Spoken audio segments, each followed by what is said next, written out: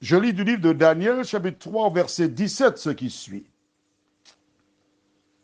Voici, notre Dieu que nous servons peut nous délivrer de la fournaise ardente, et il nous délivrera de ta main, ô roi.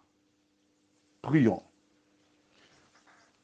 Notre Seigneur et notre Dieu, nous te bénissons, nous te louerons pour le privilège que nous avons d'avoir la parole. De voir qu'il existe des hommes qui, avant nous, sont restés fidèles à la parole. De savoir qu'il y a des individus qui, à travers les épreuves de la vie, demeurent ancrés sur le rocher des siècles. Saint-Esprit, merci de nous aider à comprendre cette parole. À la vivre, nous t'en prions, au nom de Jésus et pour ta gloire éternelle. Amen. Rappelle-toi, je te disais hier que j'aime beaucoup Daniel 3, verset 16. Je n'ai pas développé tout simplement parce qu'il fallait qu'on voit aujourd'hui pour comprendre. La Bible déclare dans Daniel 3, verset 16, Shadrach, Meshach et Abednego répliquèrent au roi Nebuchadnezzar. Nous n'avons pas besoin de te répondre là-dessus. En clair, ou pas avoir réponse. Tu ne veux pas une réponse. C'est perdre notre temps de te répondre.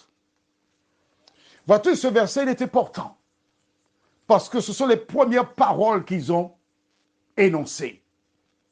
Jusque-là, le roi, les ennemis ont parlé.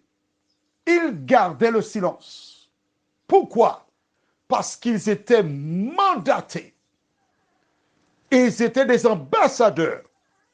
Et ils envoyaient un rapport, non pas par texto, par WhatsApp, Instagram, mais par la prière à l'Éternel. Ils priaient leur Dieu en disant, Seigneur, selon ta volonté, nous avons respecté la loi. Nous ne nous sommes pas prosternés devant la statue. Nous serons jetés de la fournaise ardente, mais nous comptons sur toi, parce que tu as dit que tu seras avec nous tous les jours. Merci Seigneur. Il priait l'Éternel. Et lorsque le roi a terminé, ils ont dit au roi, au verset 17, voici notre Dieu que nous servons peut nous délivrer de la fournaise ardente et il nous délivrera de ta main. Au roi, il nous délivrera. Ce n'est pas n'importe qui. Notre Dieu, celui en qui nous croyons, celui qui a créé le monde, celui qui nous a envoyés ici en Babylone pour le représenter, il peut et il nous délivrera. Nous avons l'assurance, la conviction. C'est lui qui se manifestera. Oula! Quand les dignitaires ont entendu cela, ils ont toussé.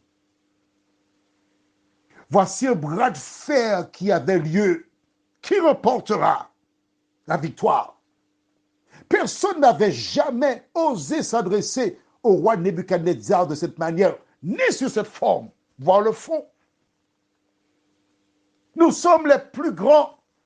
Nous dominons sur la terre et ces microbes, ces moustiques, ces poussières osent déclarer que leur Dieu peut les délivrer, mais ils sont malades.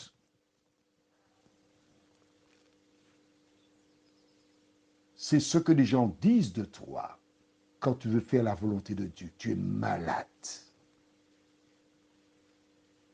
Mais les trois jeunes gens étaient là debout devant Nebuchadnezzar. Ils le regardaient dans les yeux. Ils n'avaient pas peur. Nebuchadnezzar ne pouvait plus déglutir, avaler sa salive. Un silence s'est installé. Ils attendaient la réplique. Que dira, que fera Nebuchadnezzar? Mais ils n'ont pas encore fini. Hein? Nous verrons la suite demain. Ne va pas lire. Attends-moi. Tu te connais déjà. Attends-moi. Prions. Notre Seigneur et notre Dieu, Shadrach, Meshach et Abednego se sont levés pour toi.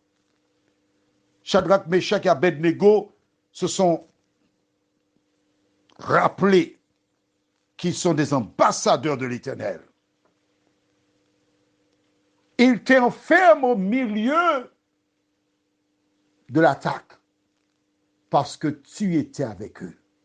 Seigneur, tu es le même, hier, aujourd'hui, demain, éternellement. Merci de nous accompagner. Merci de nous garder. Merci de nous fortifier. Merci de nous vivifier.